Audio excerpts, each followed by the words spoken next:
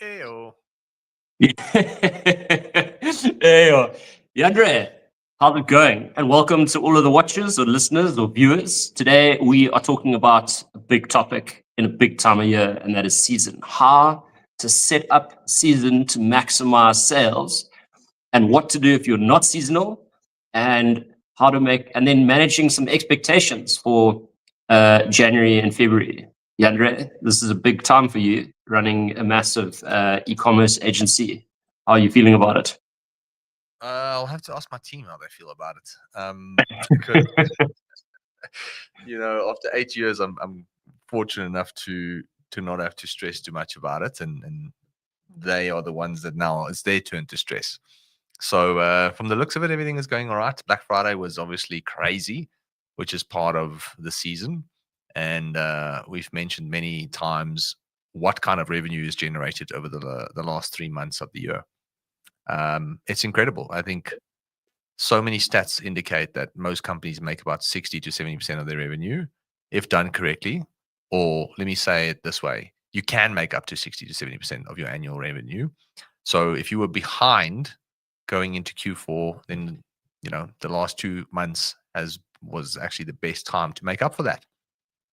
People are opening their wallets a lot more voluntary, and they're more open to spending money than they would be any other time of the year. And I think if you can position your product services in a way that fits in with their buying behaviors, then you can do really well. So direct to consumer space during this time specifically is an exciting space. And I think we have probably got about 150 clients in the agency. So it's been a busy time, very noisy. We're actually taking the team away this weekend to say thank you for everything. So we're going to Dino King Game Reserve. About 30, well, not the whole team. I think we've got about 40 people, but about 30 of them will be joining us at the Game Reserve. And we booked out a lodge just to relax, because you can easily lose your sanity during this time. So to answer your question, I'm great. But I think at the expense of the team. So yeah, we're just going to blow off some steam and make the most of it. That's lekker. So yeah, I just want to give like a high level overview of today. I think we should touch on what still can be done for the rest of December, because some people might have had everything building up to Black Friday, and now there's this, okay, well, now we can't offer like 50% off for any good reason. So how do we still generate revenue building up to the end of the year? And then I thought we could compare notes between businesses that are seasonal in that they peak at this time, and then businesses that often fall off a cliff, like a lot of B2B or a lot of businesses that supply other businesses, even through e-commerce over this period, because there's a lot of work to be done, and I think a lot of businesses get all fired up for December, and then they nearly die of a heart attack in January when no one's buying anything. But there are things to do, and so I think we should talk about everything that can be done to prepare for like round 2 next year, and then also help with some expectation management as well. So, yeah, what are your thoughts? No, it's just best to start maybe explaining like what the seasonality actually means to people. Like I think a lot of people don't know really what it means when we say in season, and I think for most watching and listening, I think seasonality for us means October, November, December. Those are the 3 months of the year where people make good amount of revenue if you've done your homework and if you've done your strategies and executing accordingly. So that's the first thing. It's just understanding when we say season, it's actually just October, November, December. But at the same time, we're in December now. We're already 80%, 90% of the way done. So we've got 2-3 weeks left to capitalize. So for those watching and listening, hopefully there's some value in it for you. I think we also need to explain that not every single business will kill it during this time. Not every single business will see a massive success. You might be a business to business tech company right now, and you're wondering how you're going to make things work. And the reality is, it's going to be a slow burn if you think that you're going to go into December and crush it. I'm not saying it's not possible. There are businesses that are operating during this time that you can probably book meetings with and potentially do some demonstrations with and hopefully get them to sign on for your software or service, whatever it is. But I think the businesses that will crush it are most likely not in the B2B space. Business to business, this is when businesses are moving a little bit slower. I mean, most businesses probably close from the 16th of December, and then they only open on around the 1st or 2nd week in Jan. Or if they're not closing, they're slowing down. And if you think that's actually South African culture, like it's not all the countries that do that. I mean, America runs straight through. We've got international clients, so we have firsthand experience of how these companies, push through these times. But in South Africa, if you're operating in South Africa, then that's the reality. So if you are a business to business company during this time, you have to accept that it's going to be a little bit slower, and that's okay. But what you can do is you can use this time to start prepping for January and February and really start putting systems in place. I think I come from a business to business background, right? I mean, we run an agency and we speak to other business owners and with the intent to potentially help them with their marketing. And every December, I used it as a time to reflect. And I'd say the first 2-3 weeks in December, I'd start planning what we want to do in January and February. So we'll start working on creative offers. We'll start working on systems, procedures. We'll start working on creative strategies on how to attract more clients in the new year, how to launch different offers in the market. So I use it as a time to just reflect more than anything. I mean, you're not going to get a lot done depending on you as a business owner and how productive you want to be. But I think you've got 3 weeks to just reflect. And I actually enjoy this time as a business owner with a business that's servicing other businesses because, one, you don't have high demand from the actual businesses that you work with because they're also going through a slowdown period. But as a business owner now, it's the time for you to reflect. And it's a time to reflect and go, did we do our best? Where did we fall short? What can we improve on next year? And it's just mental notes for yourself and reflecting with people in your team maybe as well of what you can do differently and making notes of those things and just planning, what you can do better next year and starting with the basics. And I think client acquisition for everybody is the most important thing for any business. So it's just coming back into Jan and going, what are we going to do in order to focus on client acquisition? What are the systems and processes that we can put in place to make sure that we hit the ground running? So fun fact actually is that the agency actually doesn't really stop. We've made the mistake in the past to stop marketing and stop generating leads as an agency.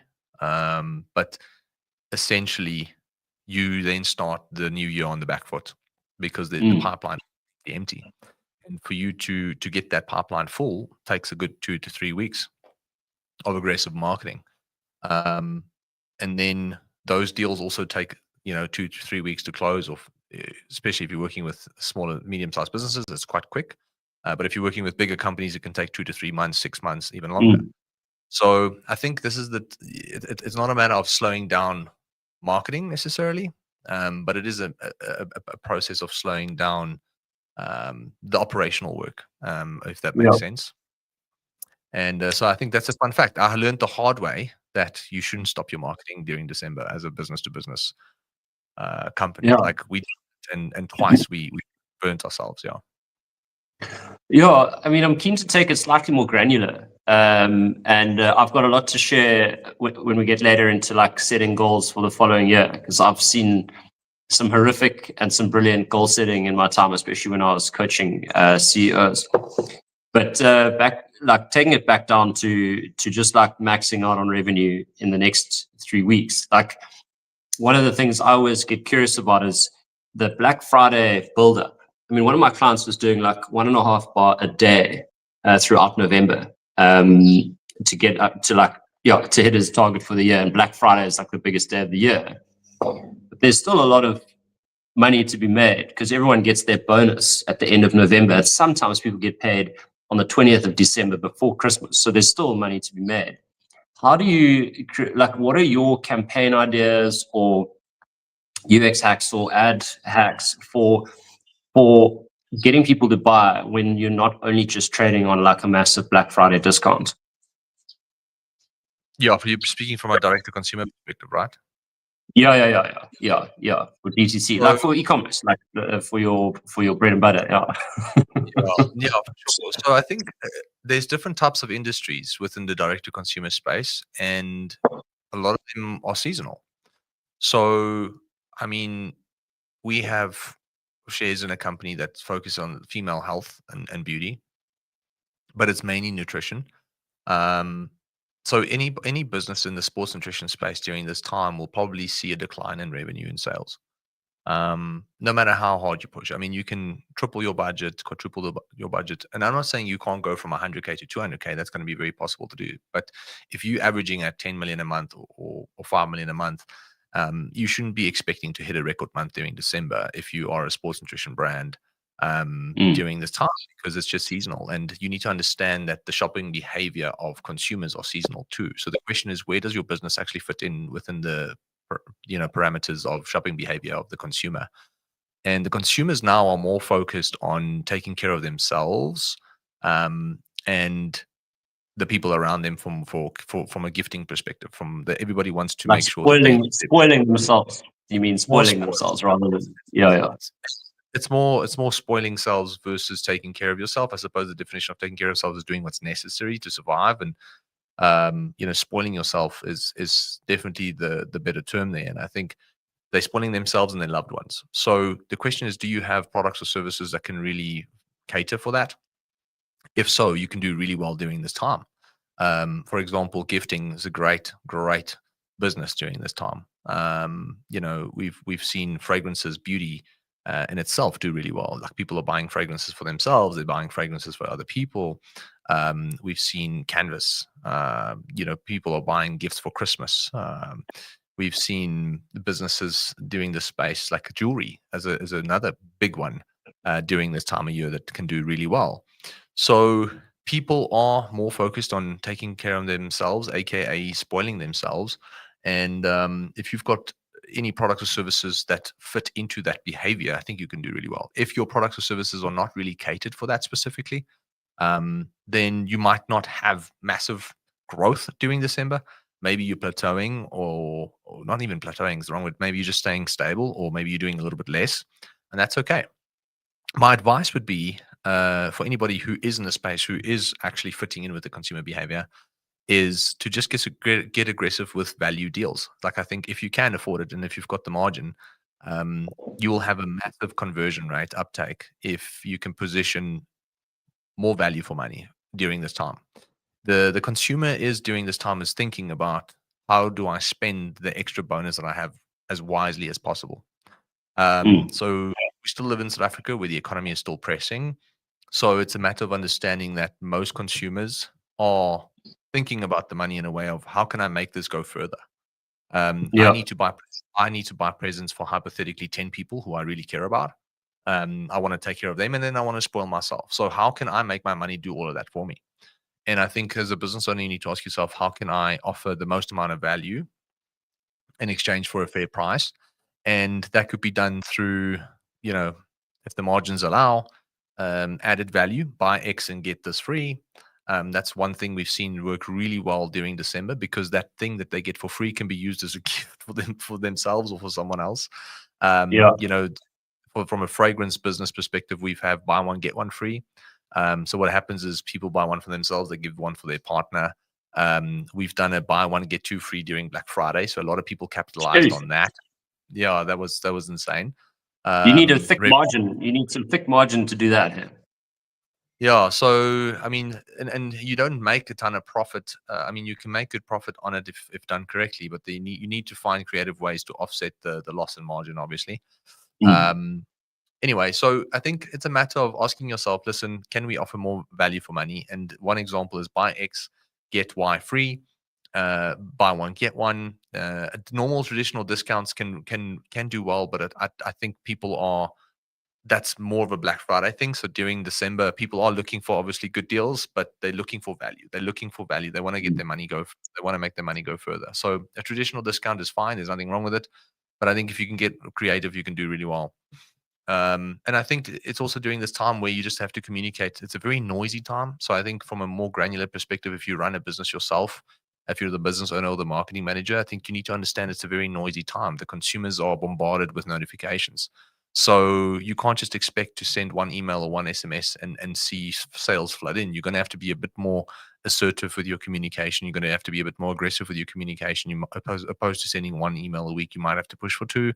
As opposed to sending one SMS a month, you probably have to push for 2 or 3. It's just making sure that your notifications stay at the top of their inbox, because there's going to be a lot of notifications come through. And I think it all just boils down to attention, right? I think, you're fighting for the consumer's attention, and we're in a very busy time. So you're going to have to be a little bit more aggressive with your communication so that you can actually capture that attention and convert it into sales. The price of advertising goes up a little bit during this time as well, because a lot more people are running ads. So I think more from a creative standpoint, you're just going to have to find ways to get people's attention without making it feel like you're just pitching them an ad. So I think if creativity during this time is really important, just finding ways to get videos and messages into people's feeds, whether it is Facebook, Instagram, TikTok, and at the cheapest cost possible, because the rise in competition makes the cost of acquisition a little bit less profitable sometimes. And if you're going to be giving value and on top of that, or discounts on top of that, the higher CAC versus the drop in margin might hurt you a little bit.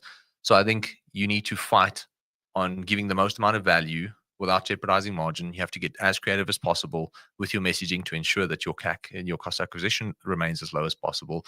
And then at the same time, you're going to have to be a bit more aggressive with the communication itself, whilst just doing the basics right, I think.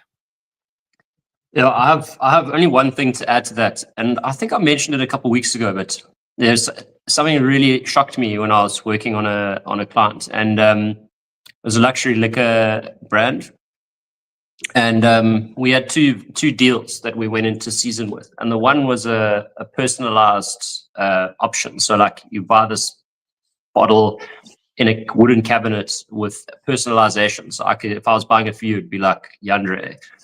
It would say like Yandere on the box and on a gold plaque for 2,600 Rand.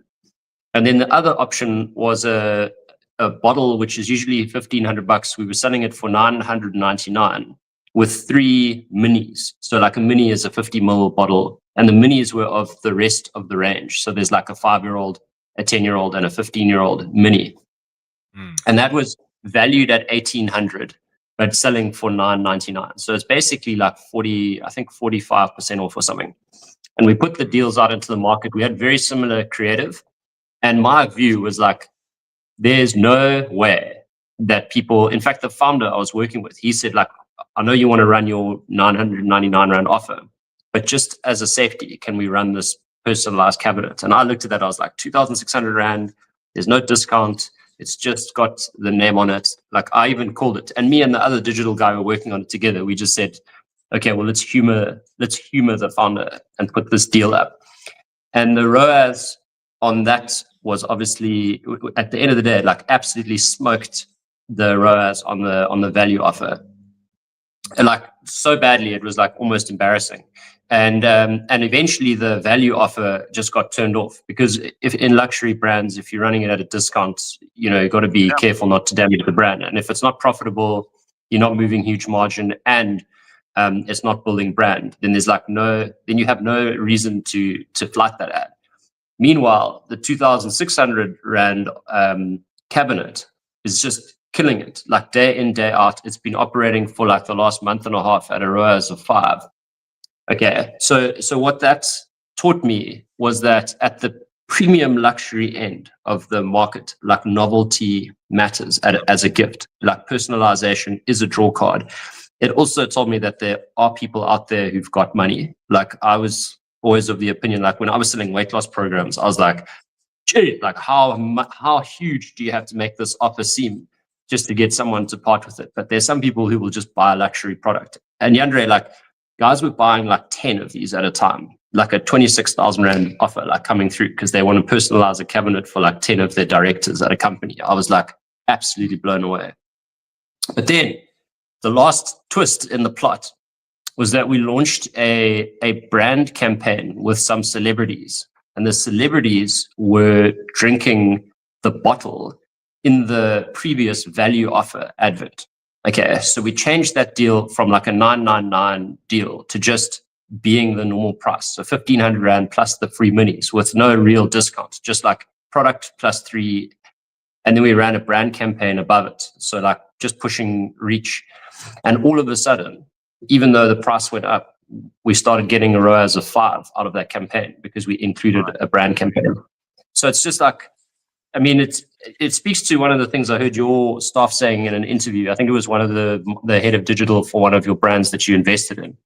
And she was just saying, the one thing that I never realized was how much testing and reactive and responsiveness was required. There's a lot of people like, especially in corporates, they just set like, this is the campaign for the next 3 months. And then they know like every 2 weeks, we're going to put out new creative. But like, it's so much more complex than that. You've got to watch what's happening every day or maybe every week, look at the data and then make decisions accordingly. So that was like a total education just on one client, on one range of products in one category that like flipped everything I thought upside down. Yeah. I mean, the nuance there is that it's a completely different LSM that you're probably reaching out to, right? And Totally. so it's understanding your LSM and understanding what they value. Because if you under at the LSM of 5 and below, you're going to value discounts.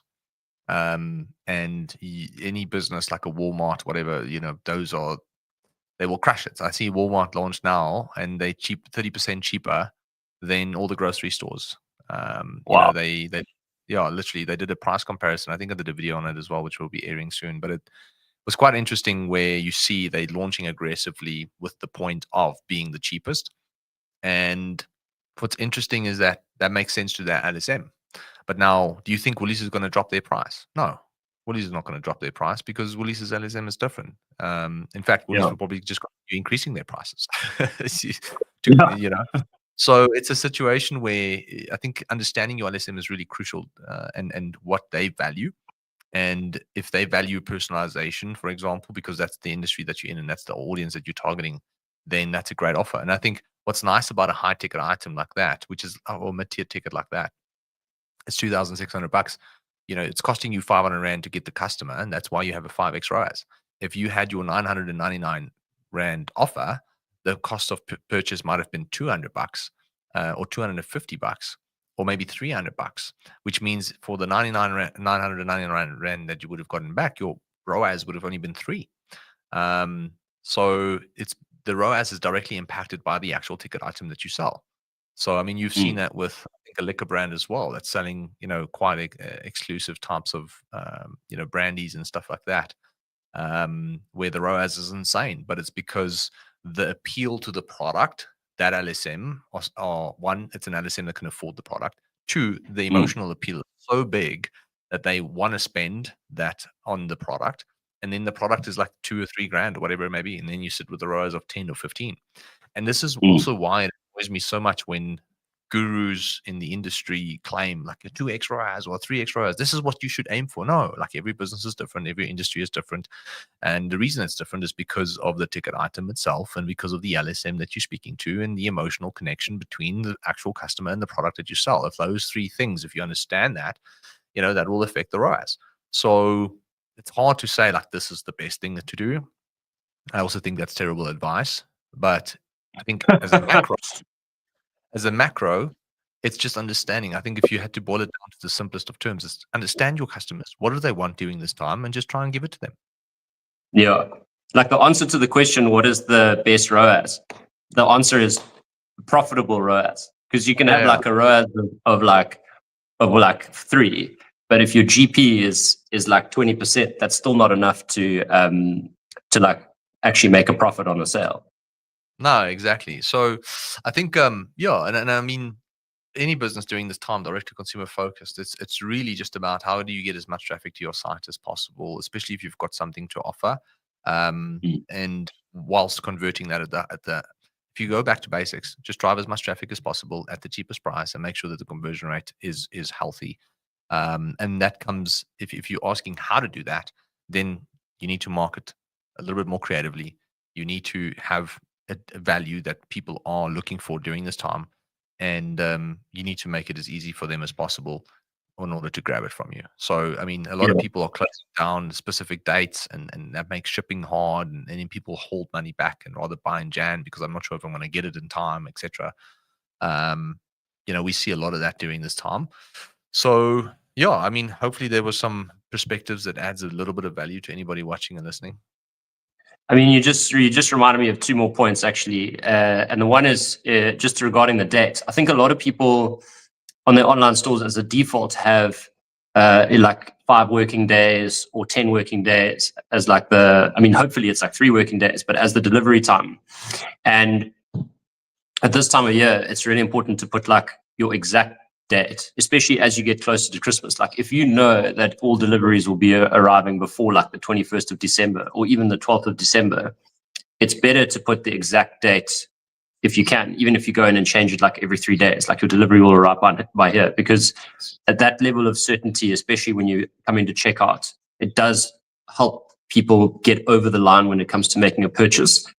And then the other thing that we found makes a huge difference, and we used to do it at Real Meal as well, is like abandoned carts can totally be called. You can phone an abandoned cart. A lot of people have this idea that like running an online business is like a passive business, but to pick up the phone and phone these people, the ops manager at this client that I'm working with, we've just seen like a lot of these 25 or 20,000 plus orders come through the checkout. And usually someone's buying on a company card or it exceeds their limit. And so they abandon cart, but no one phones them. And so our ops guy at this liquor company has been phoning people, and he's collected like over 200 grand in abandoned carts just by phoning them. And often he sold them up. Like the one person was going to buy about 10,000 rands worth. And the reason she didn't was because she wasn't sure how the personalization of the plaques worked. And once he phoned her, he actually managed to get the order up to almost 30,000 rand. And he didn't even say like, would you like to buy more? She's like, oh, well, if I can just give it to you over the phone, then I'll get 10. So phoning the customers really helps. They really appreciate it, and you'd be surprised how much more you can rake in just by speaking to them. So we launched that supernatural business. Yeah. So we ended the month on like 25K, I think, like from scratch, obviously, and I think we spent like 12 or 13, 14, maybe close to 15,000 rand on marketing. We made close to 30,000 rand back. And what was interesting is that I added WhatsApp. Well, the team added WhatsApp to the site, and I added it to my phone specifically because I wanted to see the kind of conversations that comes through. Like I want to know what questions people are asking about the product specifically. And I think the one day I don't have time to reply to all the messages, obviously.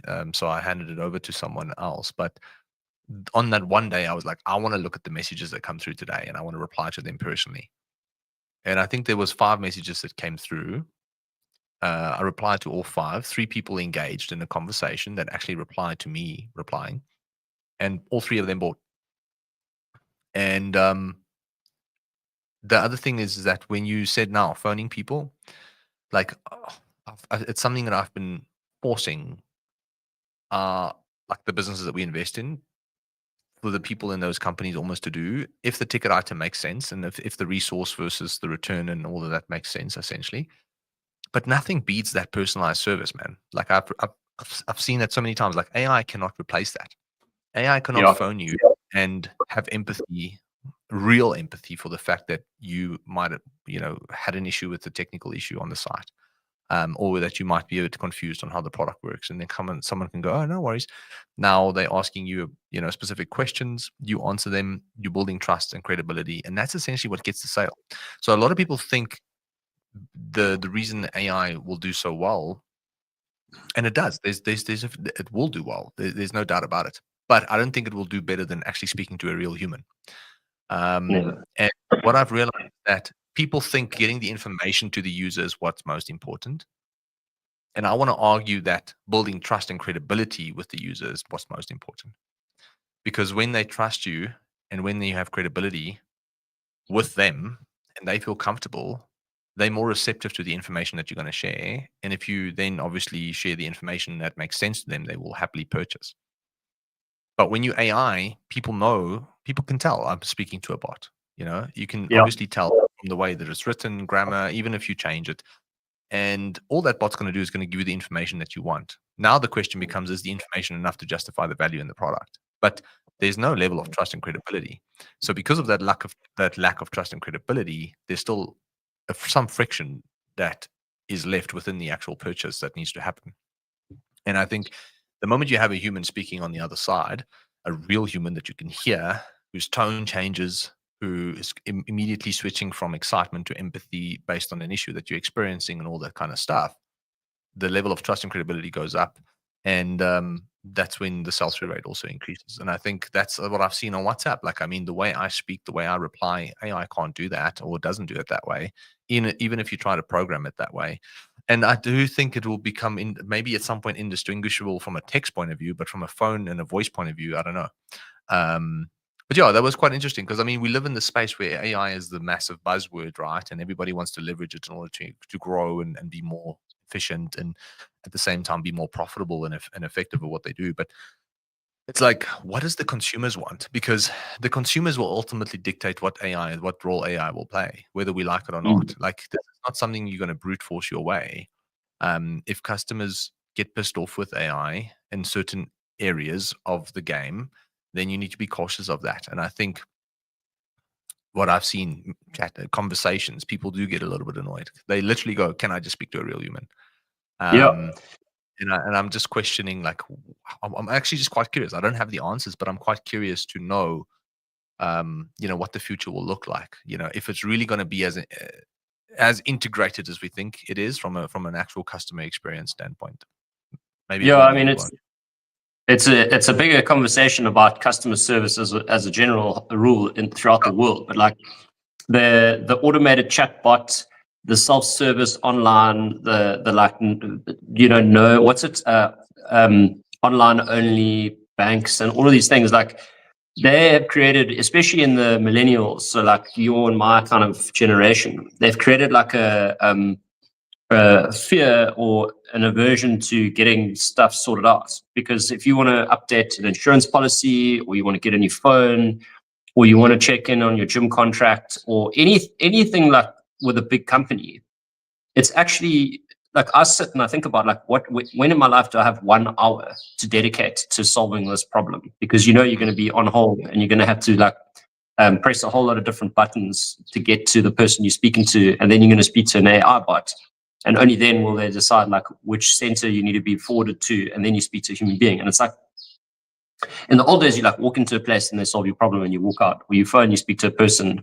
And now they've basically shifted the workload onto the consumer, because now the consumer has to do all the thinking and like navigating through all these bots to get to like actually solving their problem. And it hasn't made things more efficient. It's made things more efficient for the businesses, but actually it's done the opposite for customers. We spend more time than ever doing that. So I reckon companies that'll win are the companies who go old school. That's my view. That's exactly it. Like, what we've seen is we're using AI more for internal processes and data gathering and making decisions based on, the data that we need to gather and process and make sense of. And obviously it's streamlined. Automation is great. Like AI and automation is two different things, right? But I mean, automation's in a company amazing, and that makes a huge, saves a ton of time from an operational standpoint. And I think with AI, the actual automation can become a lot more powerful.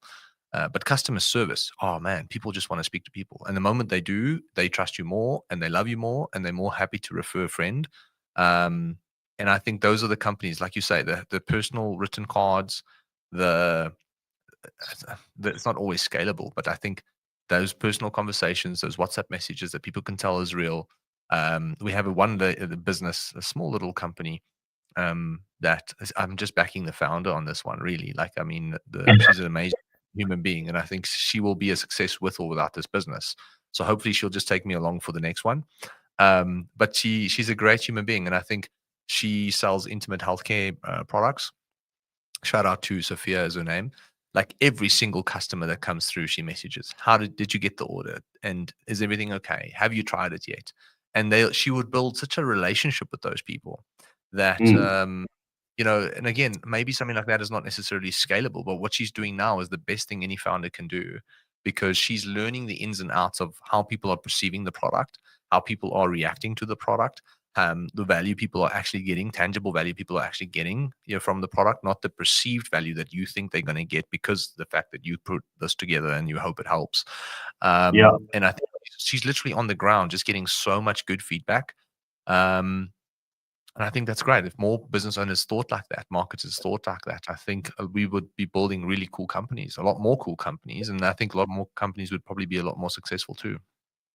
Yeah. I mean, taking it like all the way back, I remember my mentor told me, like, I think it was 11 years ago, when Real Meal was just starting out. And he said to me, the reason content marketing exists is because people spend more time on the internet. But in the olden days, the way people used to do content marketing was to stand outside their shop and talk to customers walking past. And so the people who had like the most successful butchery and the most successful restaurant they were the businesses where the founder was there connecting directly with the customers. And now that people don't walk the streets as much anymore, the founder needs to be out there in some way, shape, or form connecting. And that's why we create content. It's to connect with your customers directly, add value to them, and build trust. So like, and I don't know if you remember, sorry, this is like minor segue, but do you know that Spur got bought by the Hussar Grill? I mean, that Hussar Grill got bought by Spur. So there's a famous steakhouse in Rondebosch in Cape Town called the Hussar Grill. They had a few other branches and then Spur bought them, and now Hussar Grill is like all over the country.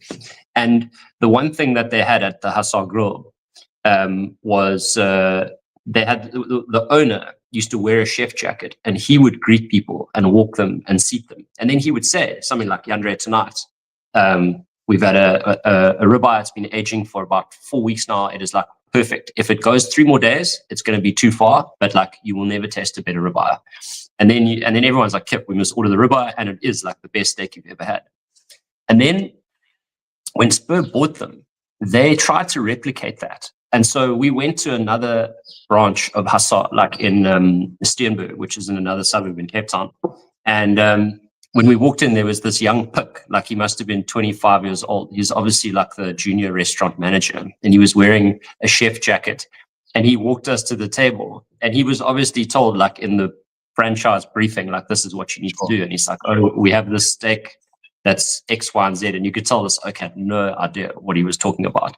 And he walked away, and my wife and I were like, they have just taken like the main piece of intimate like relationship building, like, or the main relationship building element, and they've tried to replicate it in like a cookie cutter injection molding kind of way. And it fell on its ass badly. And now they don't do it anymore.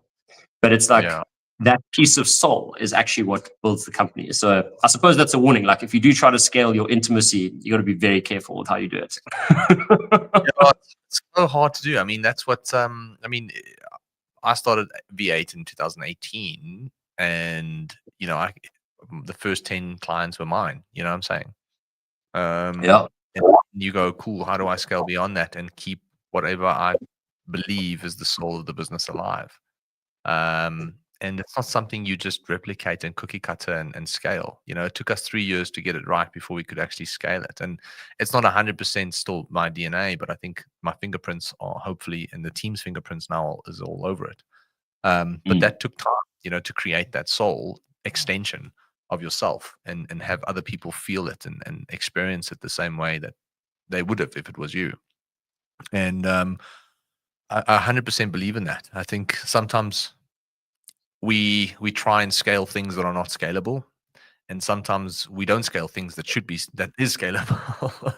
Yeah. And I think as business owners, we always want to go bigger, faster, and just keep growing. But the reality is, we have to be careful of what is actually making people come to the business. What is actually the reason they buy? Because sometimes it's not just the steak. You know what I'm saying? Like there's plenty of good steak, that's for sure. And I think that's definitely a valuable lesson in there. I'm actually quite keen to ask you a question. I mean, you've had we've spoken about direct to consumer businesses from the e-commerce side. You've had a direct to consumer business, Real Meal, that was direct to consumer focused, but it was more education focused. Like it was information, some tech. And my question to you is, what was your strategy during this time? Because obviously health is also seasonal. Like people do put their health a little bit to the side in December's.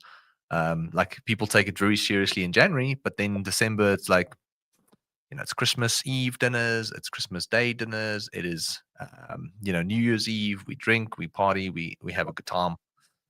So as a business that is consumer focused, that's probably seasonal in a bad way for December months.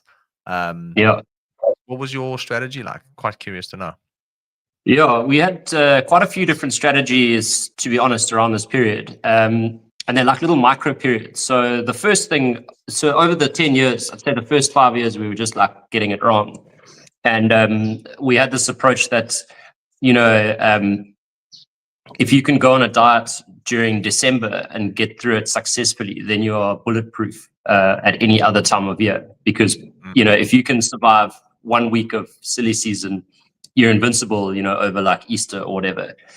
And so we still employed that approach. But what we used to do was we had 2 campaigns set up. This is eventually, I'd say, probably from about 2019 or 2018, where we would run a short weight loss program. Looking at Hormozi's value equation, when it comes to personal development or transformation products, the shorter the turnaround time, the higher the perceived value. So we would run like a 4-week program, and then I think eventually we were running like a 2-week program, because people like to lose weight and look good for their holiday. And we figured if we were starting like a 12-week program in November, that's going to go over the festive season and go through January, so people won't be keen. So I think we had like a 4-week program, and I think at some point it was a 2-week program called like I think you actually helped us with the one which is like the fastest way to drop a jean size in 2022, I think it was. And then we would market that all the way until sales dropped, and usually it would sell until like the end of the first week of December. So basically, like right now, we would see the sales drop, and the moment those sales drop, we would launch our next campaign, and that campaign did very well. In fact, we ran it, I think, 4 years in a row, and the last year we ran it, it was probably one of our most successful months. And what we would say is invest in your New Year's resolution in advance and save. And basically, we would sell like a huge ticket January program, and then we would give them like either, I think, what we learned with weight loss programs is that you can't add on extra programs as a sweetener, because people want to do as little work as possible. So unlike a luxury product where you could say, cool, if you buy this 2,000 Rand bottle, we'll give you a 1,000 Rand bottle complimentary. With a weight loss program, the more programs you give them, the more it actually scares them away because they want to do as little work as possible. So discounting definitely works. So we would say if you sign up for this program now, firstly, we promise it's going to help you lose weight, but the program only starts 2 weeks into January.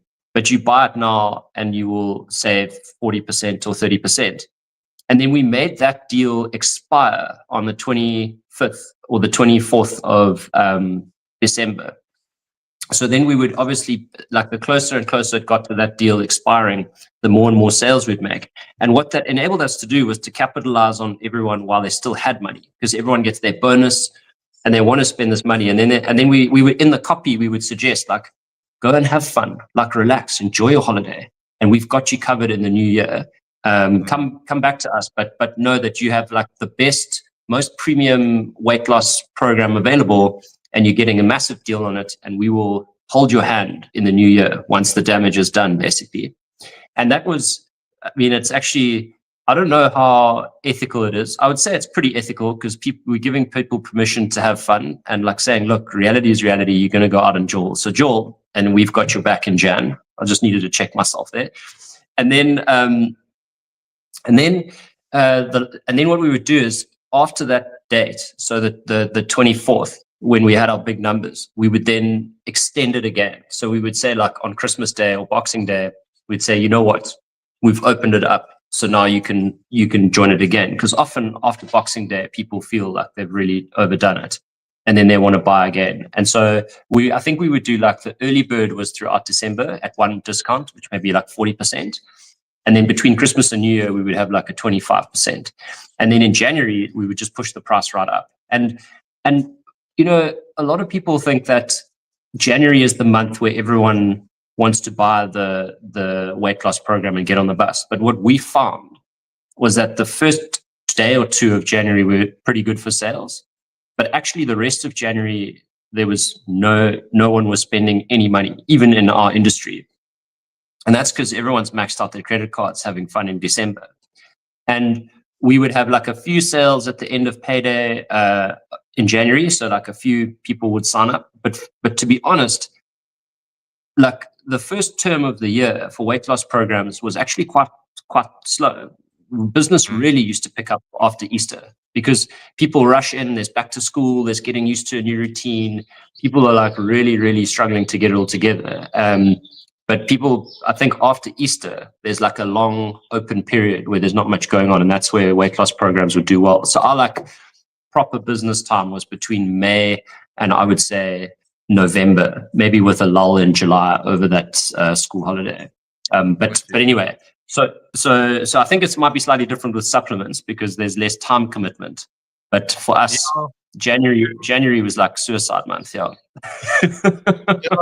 I think so. Supplements do quite well in January, but I mean, every business, I say most direct-to-consumer businesses probably only pick up from the 22nd of Jan, right before payday. You know, it's a long stretch for people now. We need to understand that people are getting paid on the 15th.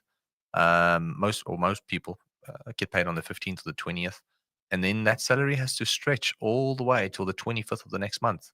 You know, it's an extra 2 weeks on top of the normal traditional 4 weeks before they get that income. So, and you know, it's people say, yeah, but some people get bonuses. Not everybody gets bonuses. Number one, not everybody gets a 13th check. It's a luxury for most companies to be able to do that. And then the other thing is, even if you did get a bonus, that bonus probably goes back to spoiling the people around you, and yourself. So the actual money for you and the necessities is just less and less over the period. And then come Jan, it's a fight to get people to commit financially. So I mean but there's cool tools. Like I mean, you've got Pages now, Happy Pay, all these buy now, pay later apps that allows the customer to buy interest free. So from that second, third week of Jan, you know, those sales start to come through, and I think that's where the messaging becomes really important. So if you are using buy now, pay later options, I think a lot of people just make the mistake of never telling the audience that they have it. It's a simple little overlooked little hack of just telling people in January, hey, we use Pages now. Hey, we use Happy Pay that's got zero interest, zero upfront fee, and you can get it today. And only pay in a few weeks' time. So I think it's just communicating those options, because people don't know what your checkout process looks like, because that's the only place where they would see and notice that you have an option that makes the wallet, of the pain of the money leaving the wallet, less, if that makes sense. So I think it's just focusing on that as well. I wanted to touch on something that you said earlier. Sorry, was there something that you wanted to go into? Because I was just filling a silent gap there. We spoke briefly about setting goals and reflecting on what had happened the year before. And I used to run a lot of workshops for entrepreneurs and also individuals, and help them set goals. And like, during this time of reflection, it's weird when people are setting goals, they compare it to their immediate context, like right now. And often when you are on holiday, you think about like what else you can do, because you have a full open day every day. And so people start to think about what they could do next year. And the thing is that they think about it in the context of like where they are today, and they don't realize it. So they think like, okay, I'm going to start training 5 times a week. I'm going to see my family more. I'm going to see my friends more, because in that moment, there's this abundance of time, and they don't often realize that actually, you know, when they go back from holiday, they're going to get hit with the same demands from sometimes their boss, but obviously, if we're talking to entrepreneurs, it'll be from their customers and from their staff, et cetera, et cetera. And so one of the my biggest pieces of advice is like to think about what you will not do anymore first. Like what will you delegate, offload, and stop? Because that's going to create time for you. So I think the first tip that I would give any entrepreneur in planning is, before thinking about what they want to achieve and what outcome they want, is to look at what they can possibly stop doing first. Like what should we stop doing to create time? And then I would look at and this is a chicken egg situation, is like, what do I want to achieve? But also like, what is possible to achieve with the extra time that I now have available to me? So sometimes you could, if you know that you only have 2 extra hours available, that outside of all the things that you absolutely have to do, then your goal should only really be what derived from what you can achieve with an extra 2 hours a week. But then likewise, you might say, well, I really want to achieve 100% growth, or not, whatever it is. Then how much time do I have to free up from all the stuff that I'm doing right now to be able to really focus on that? And when you look at what you have to give up, things get much more real, because everyone can promise themselves, no, I'm going to train 5 times a week. But when you say, okay, well, that means you have to leave work an hour early every day, or you have to stop drinking beers with the boys 5 times a week, like, that's when shit gets real. I think you know, we're ignorant to how much we hold ourselves back. And when you set a goal and you start to reflect on the actions that's actually necessary to put that goal, you know, to crystallize that into reality, and to make that, you know, your actual objective experience, then you start to realize how little of importance some of the stuff that you actually do also is sometimes. Like, I think what I'm trying to say is, often when I feel like I'm spinning my wheels and I'm not making progress, and I recommend everybody else to do this, I reflect. I take like a day and just sit with my thoughts, and I write down the goals, and then I go, cool, let me re-engineer these goals. If I wanted to achieve this, what would the actual practical actions look like? And that then is broken down into months, weeks, and days. And I think it was Bill Gates that said, we underestimate what we can do. We overestimate what we can do in a day, but we underestimate what we can do in a year. That's actually a year and 10 years. It's a year and 10 years. So he said, we overestimate what we can do in 1 year. But I'm going to change that to, we overestimate what we can do in a day, and we underestimate what we can do in a year. And it's also true. Yeah. So TM. I'll take that one.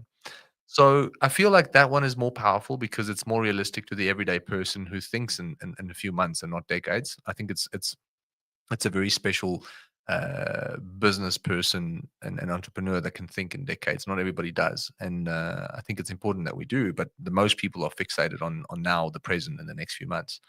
So with that said, I think we overestimate what we can do in a day. We underestimate what we can do in a year. And I think when you set your yearly goals, when you start to re-engineer them, what will have to be done on a monthly basis, then you can break it down further and get more granular. What will have to be done on a weekly basis, and then you take that further and expand on that, and what has to be done on a daily basis. And then you realize you only have 6 hours a day where you can probably truly be productive. So the average person, let's say you're a business owner, you work 10 hours a day or 8 hours a day. The reality is you're not really working for 8 hours a day or 10 hours a day. What you are doing is you're replying to emails, you're having conversations, you're having coffee, you're doing this, you're doing that, you're traveling from one spot to another, you have a meeting here, and before you know it, you've only got 1 or 2 or 3 hours left of actual productivity, of deep work that can help you move the needle forward. Yeah. And I think this is where a lot of small to medium-sized business owners get stuck, is they don't realize that the actions that they're spending most of their time on a daily basis is just keeping the business where it is in survival mode, and it's not actually pushing the business forward. And Yeah. I've had a mentor allow me to reflect on that, scenario for myself, for my own life. And as I started journaling or writing down what I'm actually doing and the impact that it's making on the business, I realized I was spending my time, 80% of my time on shit that's just keeping the business where it is.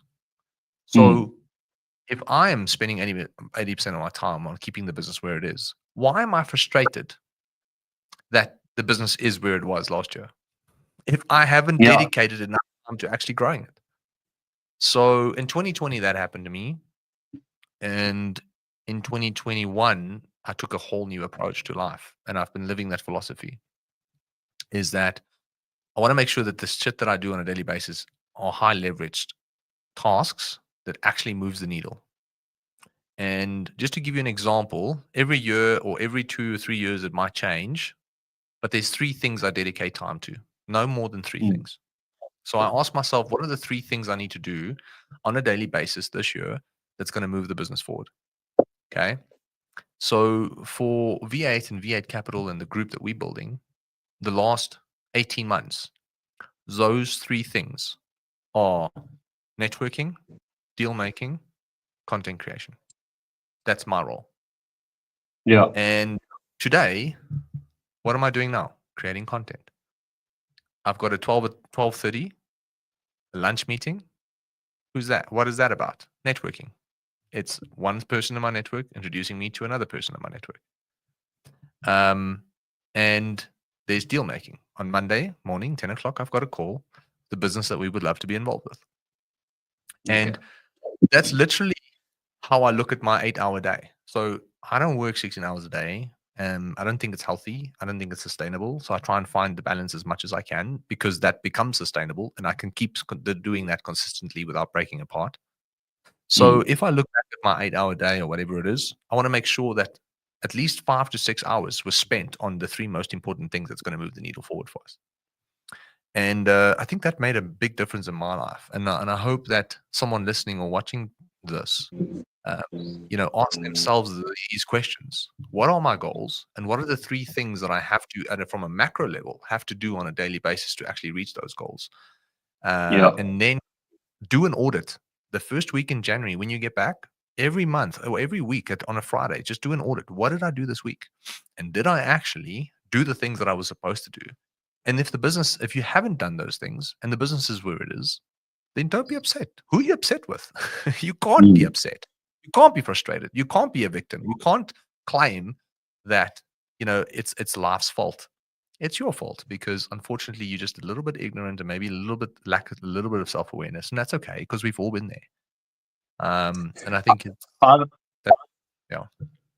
I got a question for you then, because I mean, that is the goal, right? Is to be the master of your time.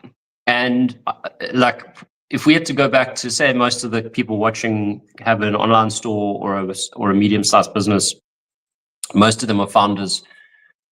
Do you think that it would be possible if you had to go back to when you were starting V8 with this approach? Obviously, it wouldn't be networking, content creation, and deal making, but like, do you think you would have been able to grow V8 to what it was, only working 8 hours and focusing on just 3 things?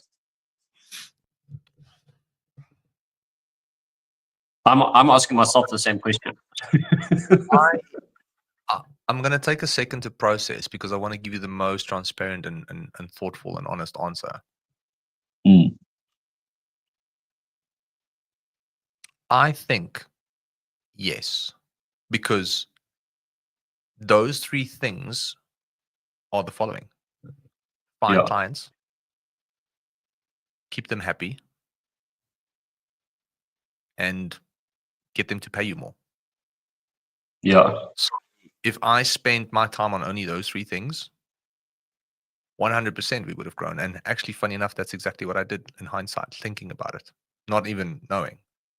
Back in 2018, drove, I had 2 meetings a day of new prospects, or at least 5 to 8 meetings a week of new people who were keen to chat to us about V8 Media.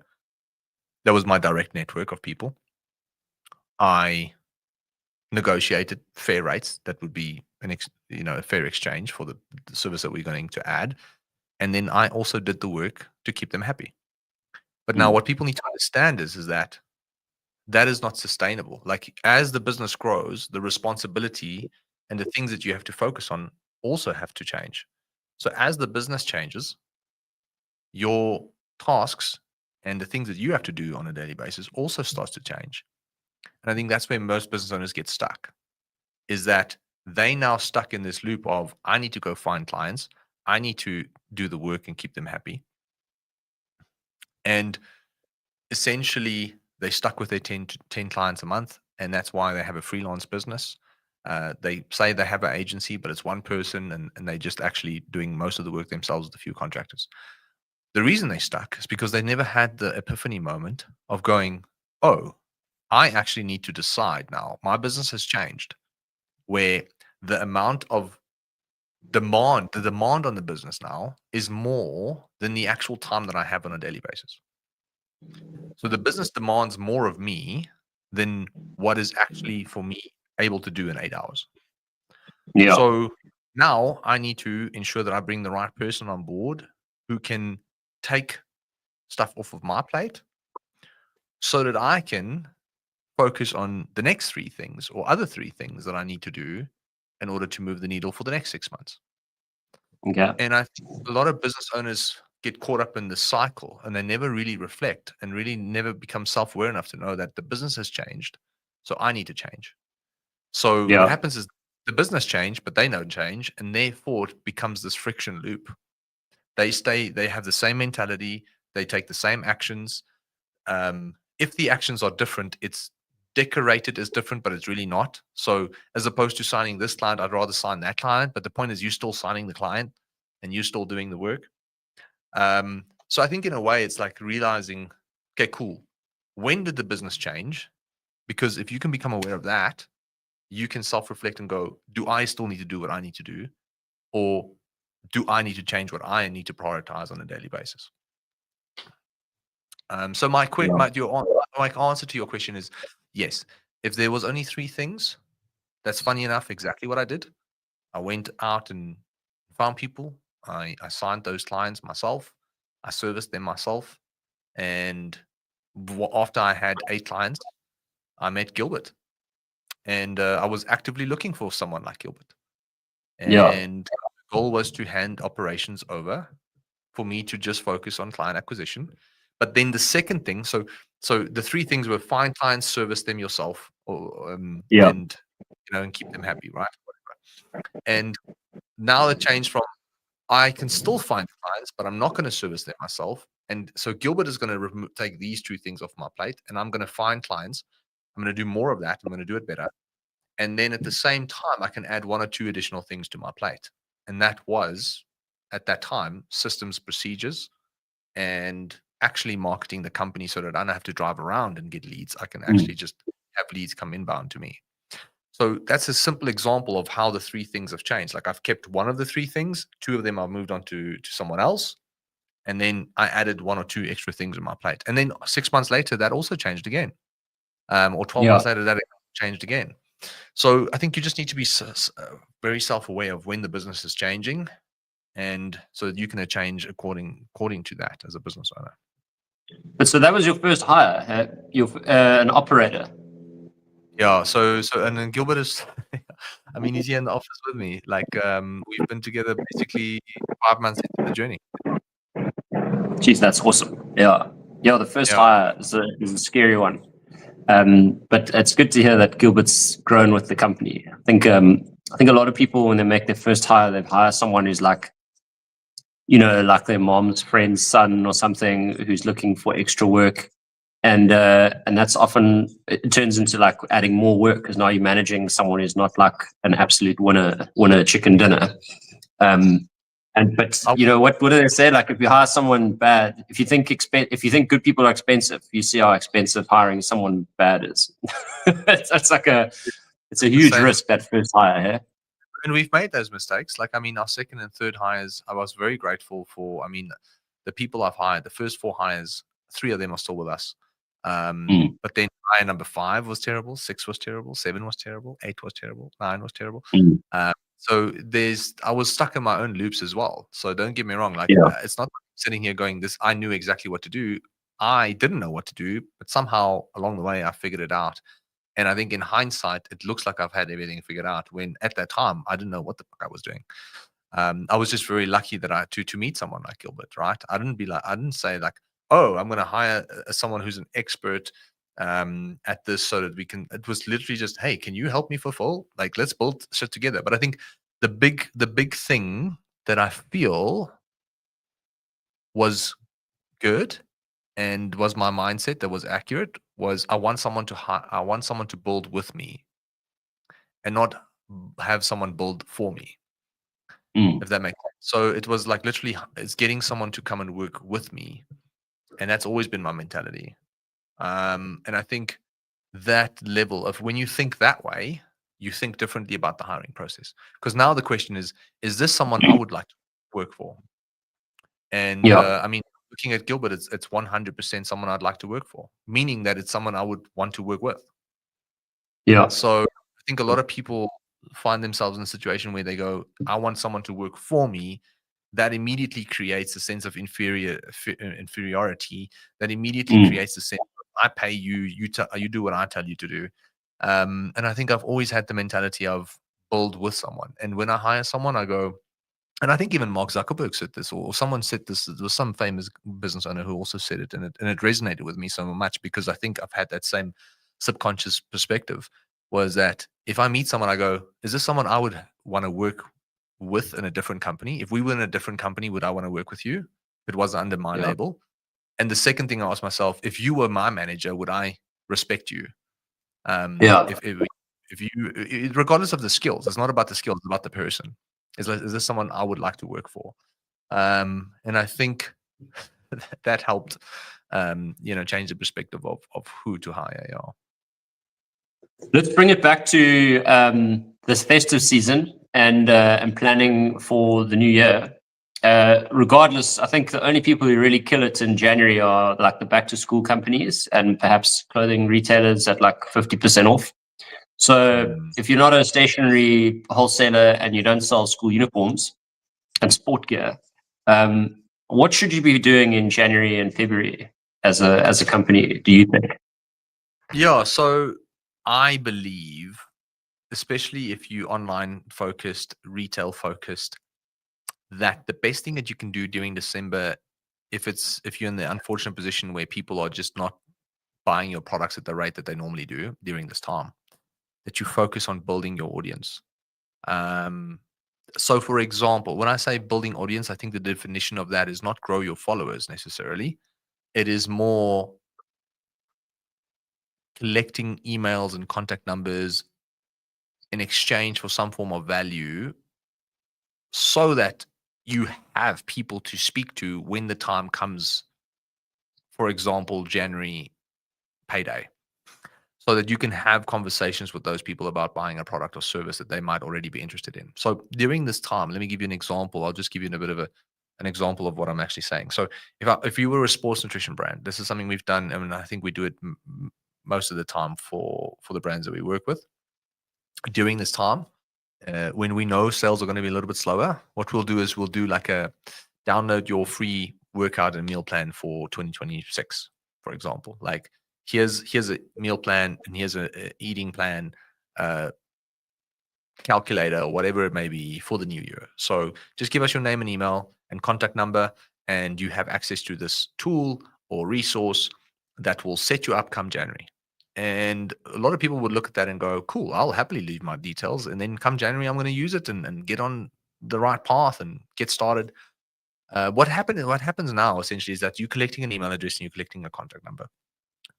What is important on the back of that is that you actually build out a nurturing sequence. It's like building out a nurturing sequence, explaining to that person that now have downloaded the resource or opted into the calculator, whatever it may be, more about the business, more about you, more about the founder, more about the story, more about the mission about this business. And the goal of those, let's say a few email automations, 3 or 4 or 5 email automations, and 1 or 2 WhatsApp messages or SMSs, would purely just be to build trust and credibility with the person on the other side. And it's a matter of welcoming them to the community. It's a matter of, explaining them why you're building this and what the mission and vision is. And it's about trying to give them as much value as possible. And you'll be surprised that come January, if you had to spend 20 grand, hypothetically speaking, on getting people to opt in for this resource, and you pay 5 rand a lead, right? What is that? 4,000 people. So you've got an extra 4,000 people now come January that you can communicate with when payday launches. So if payday, happens to be around the corner, you have 4,000 extra people that you can email, WhatsApp, SMS, call, and speak to about your product or service. And I think my advice in a nutshell is that if you're in a position where unfortunately your uptake this time is just naturally slow and you're direct to consumer focused, find a way to build a resource that offers some sort of value to the consumer. Ask them, if they want it in exchange for their contact numbers, email address, etc. Set up an automated nurturing sequence that builds trust and credibility on the back of that throughout December, knowing that not everybody is going to open it, and that's okay. But come January, hopefully you have an extra 5 or 10,000 people that you can now communicate with. So you don't have to now start pushing this rollerball, to try and build momentum. Ideally, the momentum is already there and you can just capitalize on it. So that's one thing. Yeah. I mean, we always took the view that that like even when people aren't buying, because I remember chatting to a few guys who like just turn off their ads during December. The one was quite a big, actually, they used to do about 50 million a year. It was like a pet apparel and food shop online store, like quite a big one. I think most people will know if I mention it, so I won't. But and they just used to stop advertising in December and then turn it on again in Jan. And we had the opposite view. We were like, while no one's buying, we should be advertising, because even if we're not making sales, we like building brand. And the same goes for emails. Like everyone looks at their email open rate, but and they're like, oh no, hardly anyone's opening mails, we should just not bother. But like, if you look at your own inbox, like I've seen your whole onboarding sequence from Supernatural since I signed up. And now, like, even though I'm in running circles and guys talk about what's that? It's like competitor to Goo. It's called like do you know what I'm talking about? It's like they're 100 rand a Goo or something. Anyway, there are a few big brands in the hydration space. Do you know what I'm talking about? Yeah. They're like black and super chic and whatever. Anyway, there's no way they'll drop 100 grand on a Goo. I don't even use Goo anyway. But the point is, even though I know you, I get advertised, like if I go to a running shop, I'll see hydration products. But because Supernatural has emailed me like 14 times in the last 2 weeks, maybe not that frequent, maybe every second day or whatever, and I've seen that email in my inbox, that is top of mind. And it's not like I've opened it every time to read everything, no offense, But I now know that like supernatural is top of mind, and the same with Real Meal. We had an automation. This was a massive project of mine. I sent an email every working day for a year, and then I put it into an automation. And so the key there was to create evergreen content. And I want to talk about evergreen content for a little bit after this as well, if there's time. But so basically, if you downloaded the Banting food lists from the website, which was kind of like the cheapest way to do the diet. Like if you had the list, you could do it. You just didn't have any recipes or guidance or support. It's like you could definitely use the list. So it was like the whole diet on one page, download now. Then you would go into a 1 year email automation, and we would send you an email every day adding value. And that could be like, check this person who lost weight, listen to their story. Jono did an interview with someone. Here's a free recipe. Here's some motivational mindset stuff. And so people would sign up, and then like I would meet people out at talks and whatever, and they're like, "Yo, I've been getting your emails; they're amazing." And I'd like forgotten I'd even done that. But the point is that when people were getting these emails every day, they would sometimes sit in our funnel for like 9 months without buying anything, and then for some reason, when it came to like that time of the year, like September, and they want to lose weight, there was only one brand on their mind, and that was Real Meal Revolution, because we'd been giving them value, whether they opened the email or not. We had been in their inbox every day for like 9 months, and they were like, okay, now I'm going to buy. So anyway, so there's a lot to be said for just being top of mind as opposed to being like closing the deal right now. So yeah, I don't know, that adds to the point of like never ever stop marketing. 100%. And I think so true. And I've seen the same thing, like with us, like we obviously do the same thing on our side for the agency. And like we have people who has been following us for years. They say like we've been following the 2 years, 3 years. And I think we've just been consistent with putting a message out there and trying to offer value where we can. And obviously we're not perfect, but we try our best. So we've seen the exact same thing. And I think touching on evergreen content, and then I have to shoot, but unfortunately, but it's a situation where I think that the best thing that you can do is to create some form of nurturing sequence. The question we need to ask ourselves is just like, how can I get people's attention, considering that the environment is getting really noisy? And the word value, when someone says add value, I kind of cringe a little bit, because when you said 10 years ago offer value, it was almost objectively meaning just give people information that's going to change their lives. In a way, like educate people in a way that it's going to really make a difference in their lives. And now there's so much information out there that it's almost like adding value becomes this nuanced topic. And I'm not speaking from a tangible product point of view, like an Ormozy would he's got his formula, time and benefit and probability of becoming the reality and all that kind of stuff, and that will in short guarantee no risk.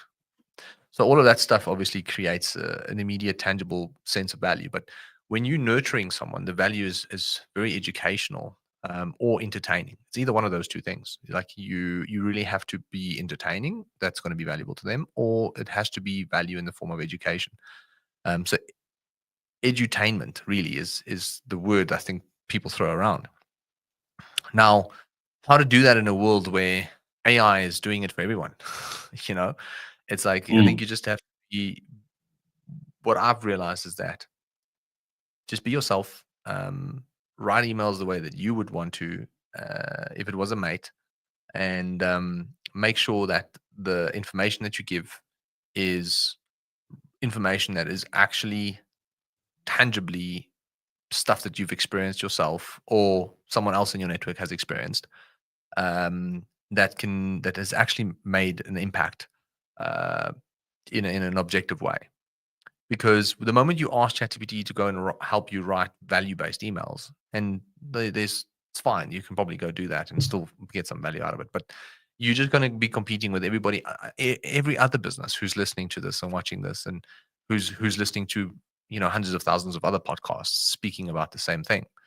And I think it's really just crucial for you to find a way to stand out and be different when it comes to the value equation of, having staying top of mind and offering some sort of whatever that may be, entertainment or education.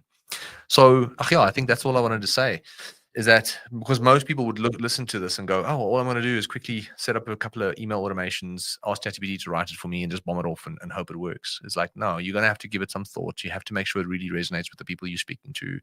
And I think the best thing any business owner can do that will help make all of this easier. This is the one thing that any business owner can do that will make their marketing easier, their sales processes easier, their customer service easier, is spend all your time trying to understand the customer. And when you do that, everything else just falls into place. When you don't understand your customer, you most likely don't have a good marketing strategy. You most likely don't have a good nurturing strategy. You most likely don't have a good customer experience strategy. When you obsess over your customer and you truly understand their 8 to 5, how they spend their day, 24 hours a day, from 8 to 5 to after hours, to weekends, when you truly, truly hone in on that, I believe everything else starts to become so much easier. And that allows you to be heads above someone who's using AI and just creating some generic form of value at the end of the day. So that's just my last take on it. Yeah, people can tell. I think that when it's overly perfect and often using verbose AI language, it's an instant giveaway. Like being bad is sometimes the best thing you can do. Like a spelling error or just like a slightly incorrect grammar. It's actually like it tells you that a person actually wrote this. Whereas when it's AI, it's just so boring and inhuman. Anyway, that's a separate conversation. Yandri, I know you got to run, and I've got some stuff going on as well. So, are we gonna call it? This? Do you think we've added enough value? Yeah, I think we can call it for today. Maybe we do one more show next week. That'll be lekker. And then, yeah, man, I think from my side, it's I'm really enjoying this. I hope that everybody else is too. And appreciate your time and appreciate everybody watching and listening. We'll see you next week, I suppose. Yeah, thanks everyone for watching. Good luck for the home straight of season, and yeah, be very pensive when you plan what happens next year. All the best, and thanks again. Cheers. Cool. Much love, guys. Bye.